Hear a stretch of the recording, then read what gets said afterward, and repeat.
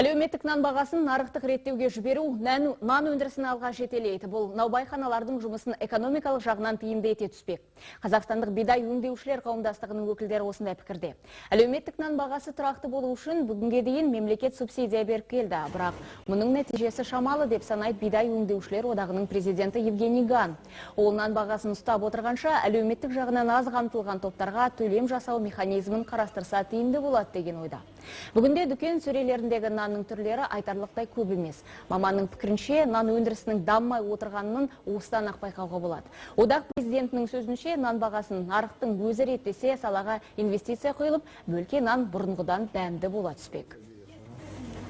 Бірнеше жыл бұрын бір жиында әлеуметтік нанның бағасымен емес, кедейлікпен күресу деген ой айтылғанды. Көмекті тұрмысы төмен топқа көрсету керек. Ал бүгінгі механизм барлығына жаппай жәрдем беру болып тұр. Біз әлеуметтік нан мен арзан нанды шатастырып алдық. Нарықтық экономика жағдайында әлеуметтік нан емес, әлеуметтік пакет болуы тиіс. Еске салайық, өткен аптада Ауыл шаруашылығы министрлігінің баспасөз қызметі жаңа жылдан бастап әлеуметтік нан бағасы еркін реттелуге көшеді деп мәлімдеме таратты. Мұндай шешімді арнайы мемлекеттік комиссия қабылдаған көрінеді. Алайда министрліктегілер нан бағасы нарықпен реттелген жағдайда бір бөлке нанның бағасы қанша болатынын нақты айтпады.